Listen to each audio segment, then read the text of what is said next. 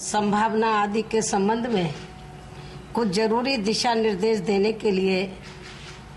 बुलाई गई है। तो जिसकी पूरी जानकारी आपको अलग से प्रेस नोट के जरिए दे दी जाएगी। इसके साथ ही यहाँ खास तौर से उत्तर प्रदेश में आए दिन बढ़ रहे अपराधों को लेकर भी आज पार्टी के लोगों के साथ काफी गहन चर्चा की जाएगी। हालांकि इस संबंध में वैसे आप लोगों को ये मालूम है कि आबादी के हिसाब से देश के सबसे बड़े प्रदेश उत्तर प्रदेश में यहाँ अब तक देश के अन्य राज्यों की तुलना में हर प्रकार के अपराध अर्थात चोरी, डकैती, लूटमार, फिरौती, अपहरण, हत्या, बलात्कार व सांप्रदायिक दंगे आदि की वारदातें बहुत तेजी से बढ़ी हैं। और इस मामले में खास तौर से प्रदेश में आए दिन मासूम बच्चियों व महिलाओं के साथ बलात्कार व अन्य हो रही जघन्य घटनाओं ने तो यहाँ की आम जनता का दिल दहलाकर रख दिया है। और इस मामले में अभी हाल ही में दिल्ली से सटे नोएडा की एक दलित वर्ग की लड़की के साथ हुई इस किस्म की वारदात व फिर उसकी की गई हत्या, इस बात का भी ताजा उदाहरण आप लोगों के सामने मौजूद है, जिसमें वहां की पुलिस ने इस घटना को दबाने के लिए देर रात को ही इस मृतक लड़की का खुद दाह संस्कार करने की भी पूरी कोशिश की है। लेकिन वहां की जनता व मीडिया के दखल की वजह से ही फिर यहाँ की पुलिस अपने इस घिनौने मकसद में कामयाब नहीं हो सकी है।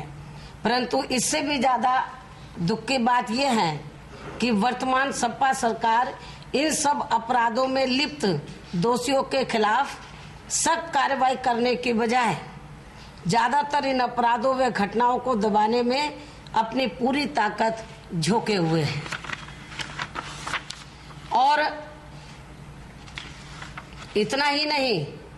बल्कि प्रदेश की इस किस्म की दयनीय व लचर कानून व्यवस्था से यहाँ की जनता का ध्यान हटाने के लिए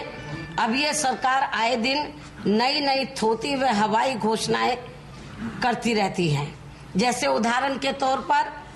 अभी हाल ही में एक तरफ तो इस सरकार ने प्रदेश के ओबीसी वर्गों के छात्रों को कुछ और छात्रवृत्ति देने की बात कही है,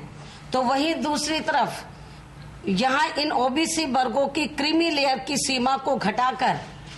अब मात्र 2 लाख रुपए कर दिया गया है, ताकि इन्हें इसका ज्यादा लाभ ना मिल सके। जो पहले प्रदेश में या 5 लाख था उसको घटाकर 2 लाख कर दिया है, जो मेरी सरकार ने 5 लाख किया था। और इसकी भी पूरी जानकारी आपको अलग से प्रेस नोट के जरिए दे दी जाएगी। इसलिए ऐसी स्थिति में अब मेरा मीडिया के माध्यम से उत्तर प्रदेश के महामहिम श्री राजपाल जी से ये कहना है कि वे इन सब मामलों का भारतीय संविधान के परिप्रेक्ष्य में गंभीरता से खुद संज्ञान लेकर इसकी पूरी जानकारी देश के महामहिम राष्ट्रपति महोदय के सामने रखते हुए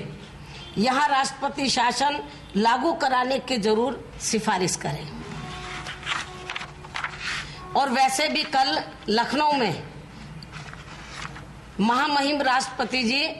वर्तमान सपा सरकार के एक कार्यक्रम में मुख्य अतिथि के रूप में यहाँ शामिल हो रहे हैं। अर्थात उनके सामने ये सब सही तथ्य महामहिम श्री राजपाल जी को जरूर रखने चाहिए।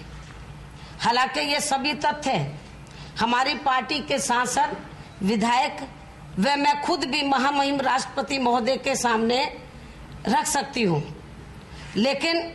हमें फिर यहाँ सत्ता पक्ष के लोग इसे राजनीतिक द्वेष की बात कहकर इस मामले को रफा दफा करने की पूरी कोशिश कर सकते हैं। इसलिए हमारी पार्टी ने मीडिया के माध्यम से उत्तर प्रदेश के महामहिम श्री राजपाल जी से आज ये गुजारिश की है। इसके साथ साथ पिछले महीने हुई दिल्ली गैंगरेप की घटना के संबंध में भी मैं ये कहना चाहती हूँ कि इस दुखदायक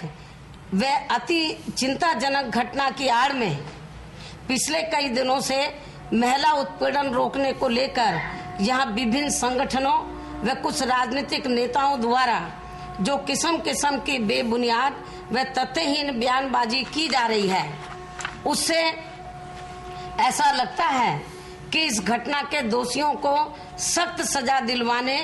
व महिलाओं पर आए दिन हो रही जघन्य घटनाओं को रोकने के लिए जो देश भर में इस समय जबरदस्त मुहिम चल रही है, उसे रोकने की ये कोशिश की जा रही है। इसलिए इस मामले में देश की जनता को काफी ज्यादा सावधान रहने की जरूरत है।